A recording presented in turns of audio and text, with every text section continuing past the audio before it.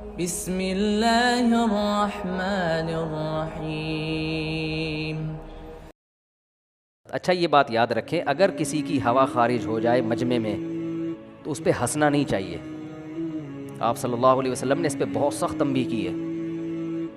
کسی محفل میں ایسے ہوا تو بعض حضرات کو ہنسی آئی تو آپ نے سخت تنبیہ فرمائی کہ اس بات پہ کیوں ہنستے ہو جو تمہارے ساتھ بھی ہو سکتی ہے۔ یہ چیزیں انسان کے کنٹرول میں نہیں ہوتی۔ میں ایک محفل میں بیٹھا ہوا تھا تو 3-4 آدمی، تو ان میں سے ایک کی ہوا خارج ہوئی تو وہ ایک کہہ رہا ہے میں نے نہیں کیا دوسرا کہہ رہا ہے۔ تو میں نے ان سے بولا کہ بھائی اس صفائی کی آپ کو ضرورت کیا ہے کہ میں نے نہیں کیا، اس نے چھوڑو، کسی کے ساتھ بھی ہو سکتا ہے۔ خام خامے جو صفائی بیان کر رہا ہو سمجھ لو اسی نے کیا ہے۔ ایک واقعہ کسی نے مجھے سنایا کہ 2-3 افراد مل کے تراویح پڑھ رہے تھے، بند کمرہ تھا۔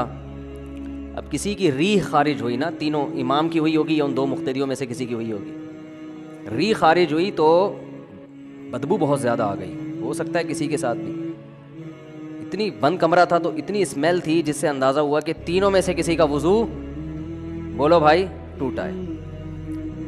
تو بتانے والے نے واقعہ سنایا کہ تینوں نے 20 رکعتیں مکمل کی ہیں شرمندگی سے بچنے کے لیے، کیونکہ اب جو جائے گا وہ پکڑا جائے گا، اور لوگ بولیں گے یار ایسی اسمیل، یار پتہ نہیں کیا کھاتے ہو تم۔ حالانکہ اس کا تعلق پیٹ کے خراب ہونے سے بھی۔ آدمی زیتون پی رہا ہو اور بدبو بہت زیادہ آ سکتی ہے، کیونکہ پیٹ بعض دفعہ لوگوں کا خراب ہوتا ہے، تو پیٹ تو کسی کا بھی کسی وجہ سے خراب ہو سکتا ہے۔ تو اس کا کہ انسان کی عزت یا ذلت سے کوئی تعلق نہیں ہے۔ کتنا بڑا جرم ہے بغیر وضو نماز پڑھنا۔ تو اسلام نے کسی کی جو سیلف ریسپیکٹ ہے نا اس کا بہت زیادہ خیال کیا ہے۔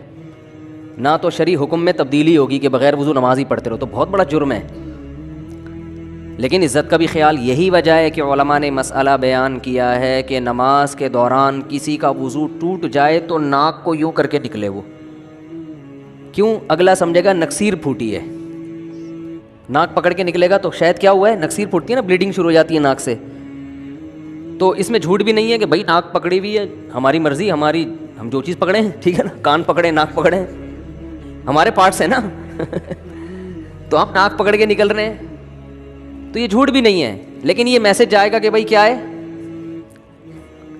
میں ایک دفعہ یہاں نماز پڑھا رہا تھا تو میں نے نماز کے بعد دیکھا کہ میرے کپڑوں پہ بلڈ لگا ہوا ہے نا، کہیں سے جیسے آدمی کی خارش کرتا ہے نا دانہ پھوٹ جاتا ہے، مجھے اندازہ نہیں ہوا۔ تو میں نے اعلان کیا بھائی نماز دوبارہ ہوگی۔ جو عقلمند تھے سمجھدار تھے پڑھ لی دوبارہ، انہوں نے بھائی امام صاحب کہہ رہے ہیں تو کوئی وجہ ہوگی۔ اگلے دن 2-3 آدمی میرا خون پی رہے ہیں، نہیں کیوں دوبارہ کیوں، کوئی کیا ہوا کیا تھا، بار بار آ کے پوچھ رہے ہیں ہوا کیا تھا۔ میں نے کہا آپ کو اس سے کیا غرض ہے کہ کیا ہوا تھا، کچھ بھی ہوا ہو آپ کو کیا تکلیف ہے۔